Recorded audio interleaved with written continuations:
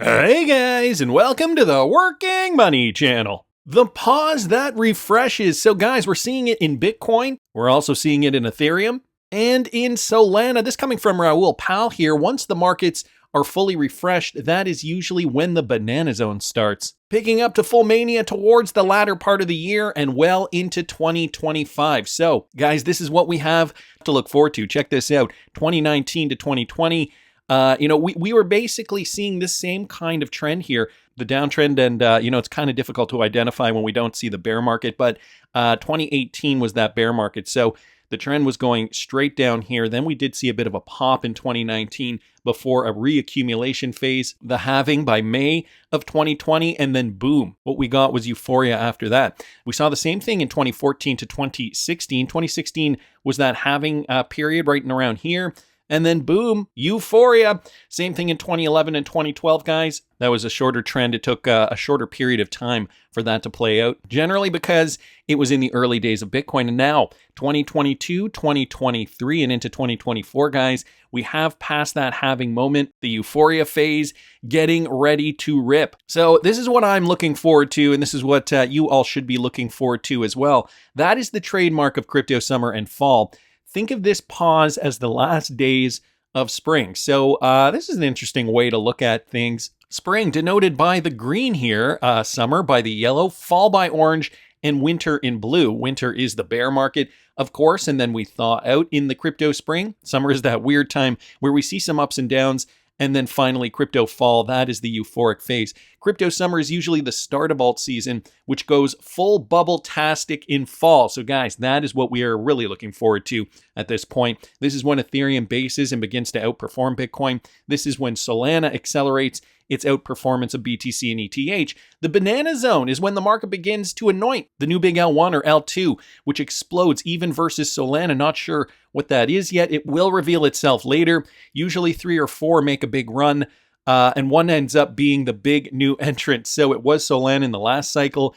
And this time around, this is what we're looking for, right? We're looking for that one big cryptocurrency that's going to pop. Of course, I've got my picks over there at patreon.com/workingmoneychannel. I decided to shake things up this time around, as you guys probably know by now. It is only $5 a month if you guys want to join me and see what I'm trading. Of course, my bag of XRP is still the largest, so keeping my fingers crossed, XRP does fairly well, and I do still think XRP will. But, I did not want to make the same mistake I made in the last bull run, so I decided to diversify for this exact reason. If we can hit a 100xer from the get-go, just think about that, guys. Solana was the one that did that in the last bull run. And here, let me just zoom out here, and I'm just going to bring you guys, Solana. We don't see the full picture here of Solana on this chart. Let me bring it up on Binance. Yeah, you guys can see it here on Binance a little better. Solana started right down in and around here, guys. In and around, guess what price? Well, if you want to consider the first launch here, April 2020, was in and around 24 cents, but was basing in and around here, let's call it 50 cents, and went up, made a high eventually of over $250 per coin. I don't know if you guys can see that up there. So Raul Pal did say Solana was the big entrant in the last game, 50,000% in gains, almost 51,000%. And so you got to think to yourself, there's going to be another one that does this time around. So we are still very, very early on, guys, in this trend. And so, Marty Party also talking about this banana effect, 2011, 2014, 2019, 2022. If this plays out again, we could see Bitcoin reaching $300,000 as a new all-time high. Not financial advice, simply banana science. So just bringing up this same chart here that Raul Pal posted earlier on. So, could it be XRP? I don't know if we're going to see another 50,000 plus percentage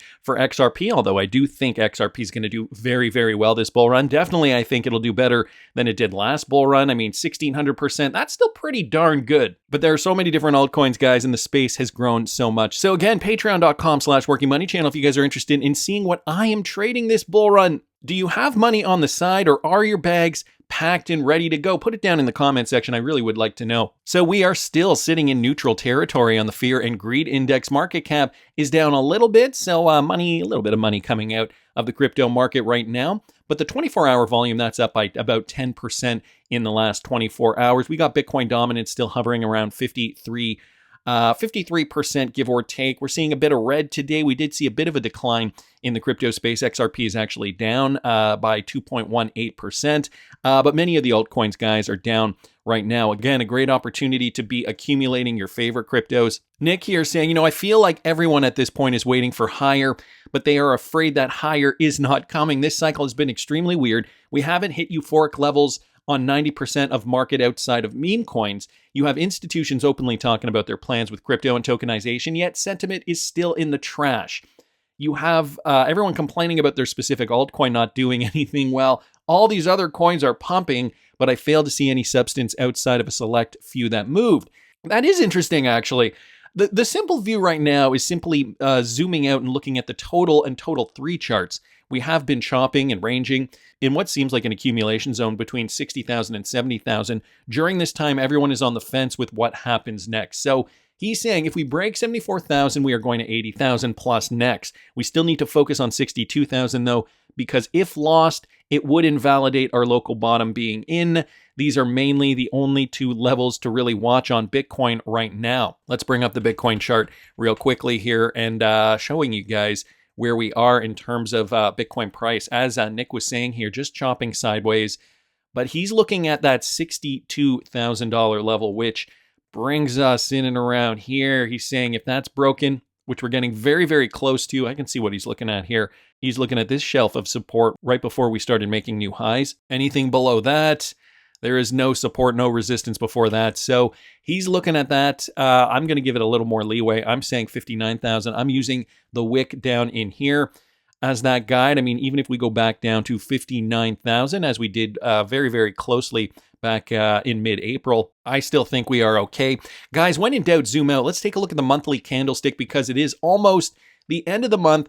And so, okay, take a look at this. Putting all things into perspective, monthly candlestick, first red candlestick in the last 1, 2, 3, 4, 5, 6, 7. So, we were due for a correction. No doubt. We have seen nothing but bullish green movement for Bitcoin thus far. Also, the Hong Kong Bitcoin ETF launches tomorrow. And here's a little secret from this part of the world. The Asian market in user count is bigger than the US and European markets combined. This one courtesy of Willy Woo here. So just take a look at that. Asia, guys, all the way up here in and around 130 million different users, okay? You compare that to Africa and even North America, somewhere in and around 50, 55 million, give or take. Europe is significantly smaller, and South America is even smaller than that. So more than Europe and North America by double, more than double the amount. So we are waiting, guys, for more inflows to come in. XRP Dominance is also going down. It's no secret that XRP Dominance has taken a significant hit, dropping nearly 70% since the July pump. While the final shakeout might see it dipping into the yellow box, what happens next could be explosive. I'm highly convinced that hitting the 702 retracement on the Fibonacci is just the beginning. Once XRP Dominance reaches this level, I'll begin my dollar sell average strategy. So this is courtesy of Eggrag Crypto here. Let's bring up XRP to BTC Dominance. Now, this is another metric that we tend to look at just based on where XRP has traded in the past vis-a-vis Bitcoin. And as you guys can see back, way back in here in 2021, when we first started to see these XRP pumps, and then later in March, it had to dip down into this level. And so we are now firmly in this level. And I should probably add that this is the daily chart. So each candlestick represents 1 day of time. And it took, a few days. It took a few days to get out of this. But you guys can see that bouncing around in here back in 2021 before we really started to pop. Guys, it's looking like that same pattern is forming here on the chart. So in terms of XRP to BTC Dominance, I think we're right on track as well. Moving along though, guys, the Ripple SEC lawsuit is still in the wings. Michael Branch posting this. Pro-XRP lawyer Bill Morgan has emphasized the significant hurdles the SEC poses to a settlement with Ripple. He's suggesting here that the SEC is going to prolong this, in terms of allowing there to be a speedy recovery. So amid the ongoing Ripple SEC legal battle, the regulatory agency is expected to make a slew of appeals to deter the defendant's victory. In an ex-post, Bill Morgan did highlight the SEC's pursuit of an injunction to halt Ripple on-demand liquidity sales and its intent to appeal programmatic sales as major obstacles. Bill Morgan did state the SEC seeking an injunction that would stop ODL sales, and the SEC's intention to appeal on programmatic sales are bigger obstacles to settlement. Moreover, these actions by the SEC indicate a prolongation of the legal dispute between Ripple and the regulatory agency. Morgan's remarks shed light on the complexity surrounding the ongoing litigation and the challenges faced by both parties in reaching a resolution. In addition, the XRP price is also expected to suffer amid the SEC's pursuit of barring Ripple's win. So, I guess the silver lining, Bill Morgan does say, once this is all said and done, we could easily see an XRP go to $1 after settlement. We already did see XRP go up to 95 cents, give or take, once we did get that verdict last July. What was it at? 94, 95 cents, right up in here. Unfortunately, that was short-lived. We thought that could have spurred on a bigger bull run. However, it did not. We did see the FOMO die down, and now we consider it just a memory part of the chart here, creating what is looking like this ascending triangular pattern. So there is still that, but to a degree, I agree with Bill, but there are some things I don't agree with. I do think now that we have clarity for XRP, I think just the sheer fact that all these exchanges have relisted XRP, something we did not have back in 2021. I think XRP is going to go higher. I do think it's going to hit all-time high again and surpass that. So that is positive news. How high it goes, guys, is still yet to be determined. And for those of you guys in the comment section saying, oh, well, you're predicting this price and this price, I got a message for you. I'm not predicting anything quite yet. I've got to look at what Bitcoin does. Again, for my firm predictions, you can follow me at patreon.com/workingmoneychannel. What I put out here are price predictive models, what could happen based on, the factors involved in the moment. And, there's many ways. I've been doing this on this channel for years now. There are many ways to look at price. Of course, we're not going to know until we know. So this is just it, right? We have to kind of best guess until that time comes. But at a point, we're going to have to pull the trigger. And so, this is exactly why I started the Patreon. I wanted to share in my trading journey this time around. Anyway, it's there if you guys want it. Let's move along. Eisenreich here posting this with regards to another one of my favorite cryptocurrencies, VeChain. VeChain is setting their sights on the $20 trillion payments market with their new product, VeChain. The blockchain platform, known for its focus on supply chain management and enterprise solutions, is expanding its scope into the vast payments market with the introduction of its V3 TR. So we've heard about the V3 TR and its ambition to tap into the $20 trillion payments market. We know VeChain has historically been one of those crypto projects that has done very, very well with supply chain management and innovation there, has already partnered up with some big partners in China. But now they're looking to expand. And of course, all these crypto projects, they want to be able to, take a larger swath of the market. That is going to ultimately bring more value to the chain and ultimately more value to the crypto. The trademark encompasses digital token issuance to blockchain transactions. So VeChain looking to grow their patent portfolio. It's worth noting that the global payment industry has just been projected to reach $20 trillion by 2026 at an annual rate of 24%. So just like Ripple, Swift, and Stellar Lumens, VeChain aims to capture a lion's share of this growth. So VeChain now in the mix as well. Again, I'm rooting for them. It's a great opportunity, a great coin that I did well with in the last bull run. Cashed out of my VeChain in 2021 and reinvested in more XRP. So I pretty much tripled my XRP portfolio at that time.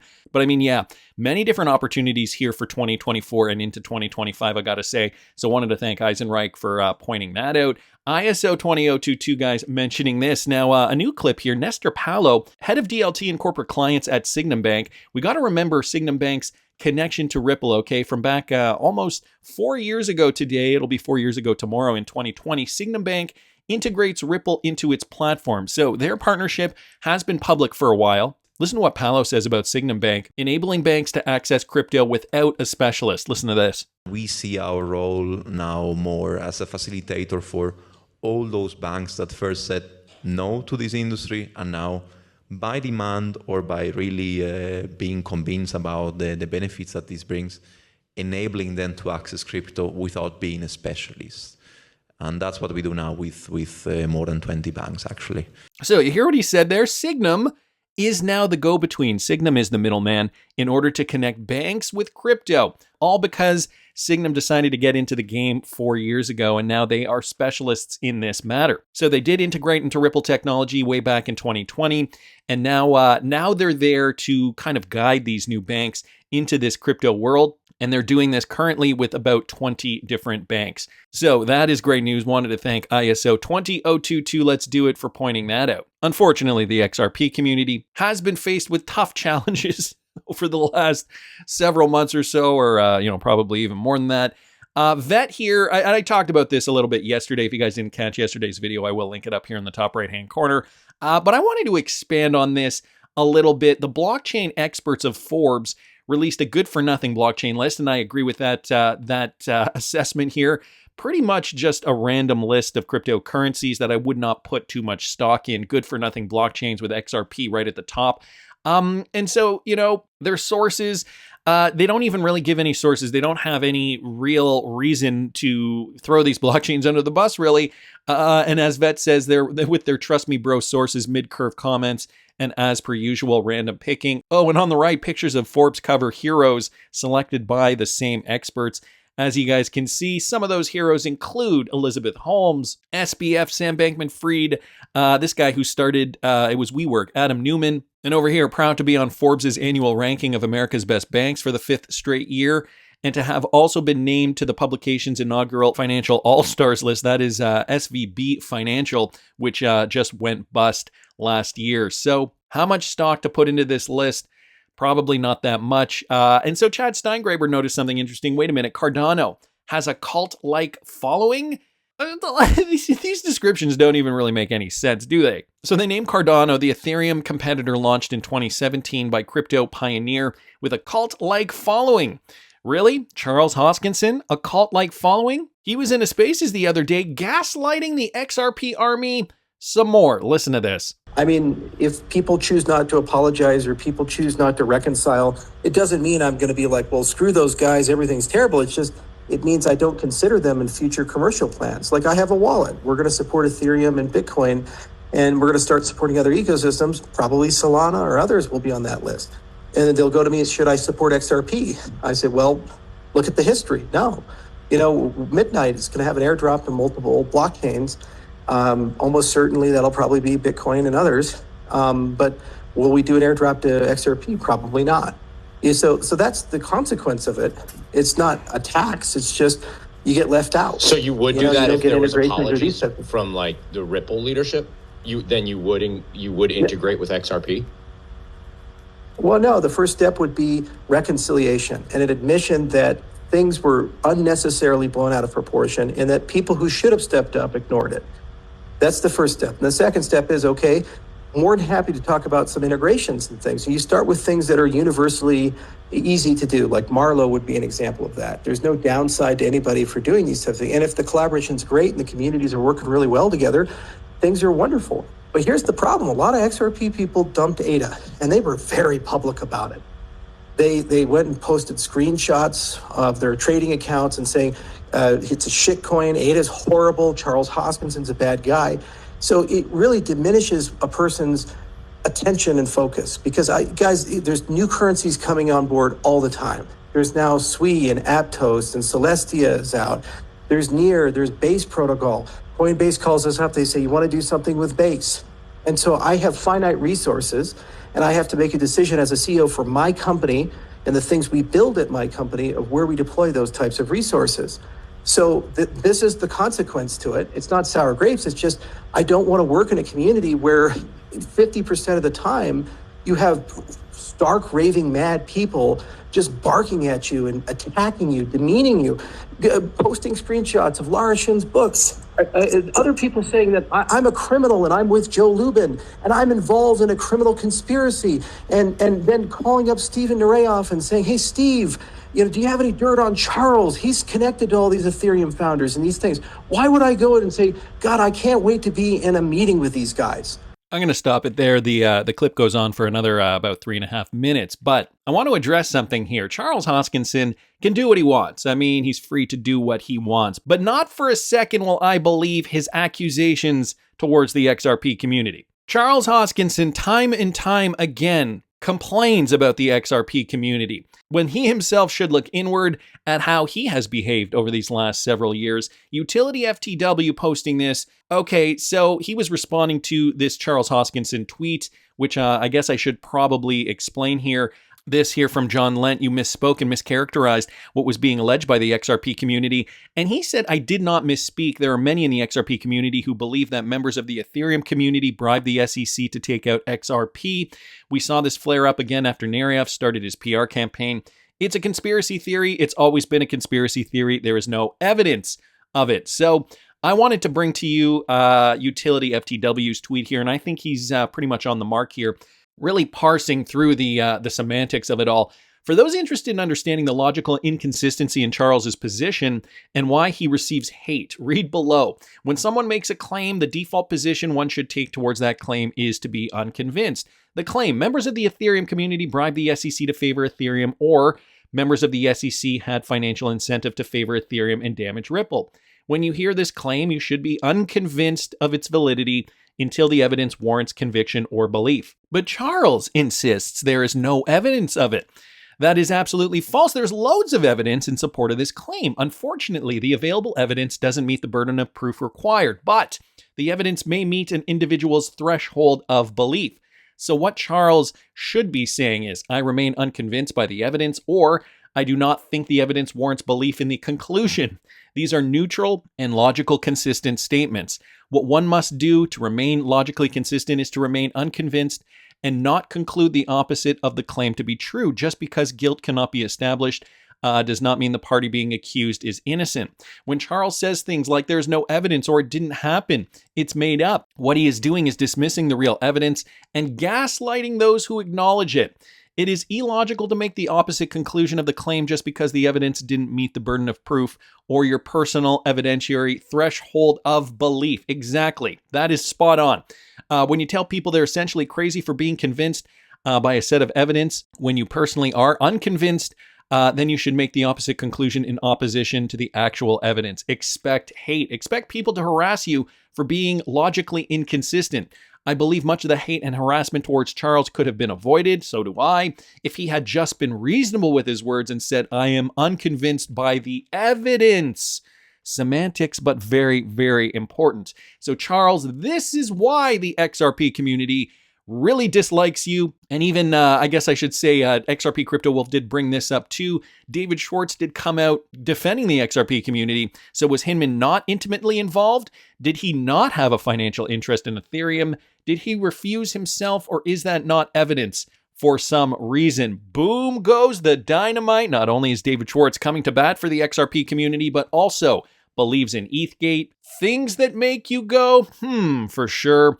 But that's just my opinion, guys. I want to hear what you guys think. Please subscribe to the channel if you haven't already. Like the video if you like the content I'm providing. I always love hearing your comments. See you in the next one, guys.